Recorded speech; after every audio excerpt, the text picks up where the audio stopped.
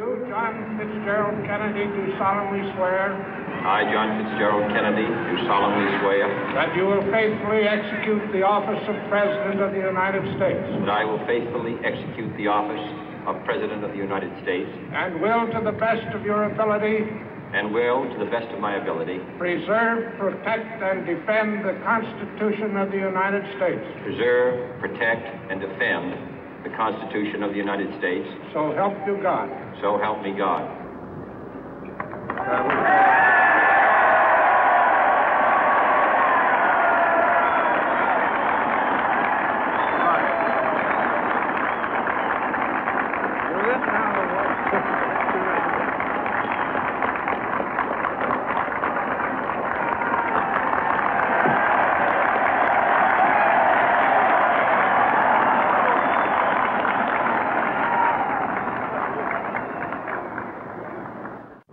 Vice President Johnson, Mr. Speaker, Mr. Chief Justice, President Eisenhower, Vice President Nixon, President Truman, Reverend clergy, fellow citizens.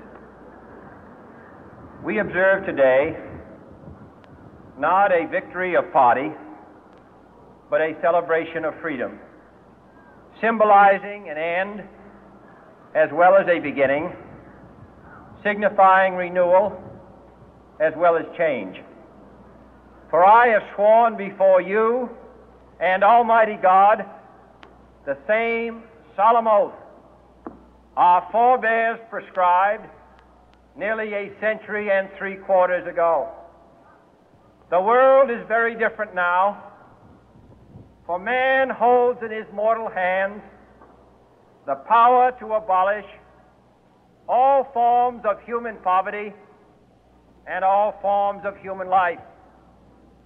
And yet the same revolutionary beliefs for which our forebears fought are still at issue around the globe. The belief that the rights of man come not from the generosity of the state, but from the hand of God. We dare not forget today that we are the heirs of that first revolution. Let the word go forth from this time and place to friend and foe alike that the torch has been passed to a new generation of Americans born in this century, tempered by war, disciplined by a hard and bitter peace, proud of our ancient heritage, and unwilling to witness or permit the slow undoing of those human rights to which this nation has always been committed and to which we are committed today at home and around the world.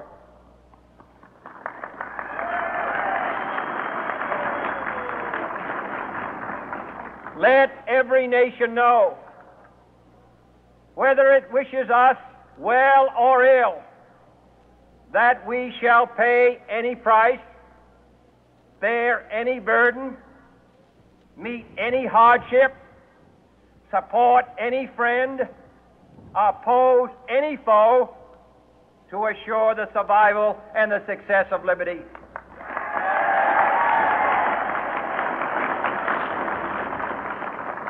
This much we pledge and more.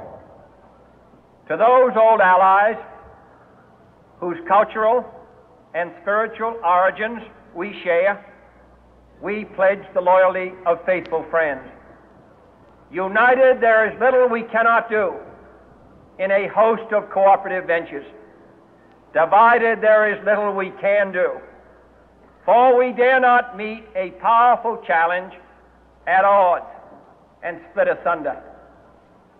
To those new states whom we welcome to the ranks of the free, we pledge our word that one form of colonial control shall not have passed away merely to be replaced by a far more iron tyranny.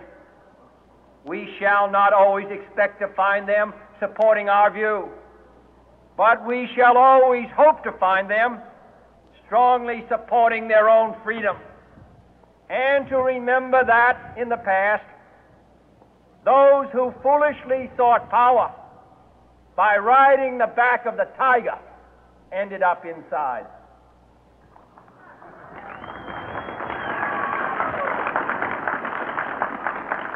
To those people in the huts and villages of half the globe struggling to break the bonds of mass misery, we pledge our best efforts to help them help themselves for whatever period is required, not because the communists may be doing it, not because we seek their votes, but because it is right.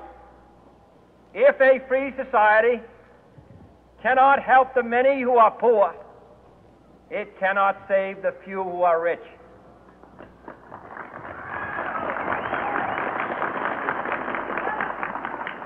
To our sister republics south of our border, we offer a special pledge to convert our good words into good deeds, in a new alliance for progress, to assist free men and free governments in casting off the chains of poverty. But this peaceful revolution of hope cannot become the prey of hostile powers. Let all our neighbors know that we shall join with them to oppose aggression or subversion anywhere in the Americas. And let every other power know that this hemisphere intends to remain the master of its own house.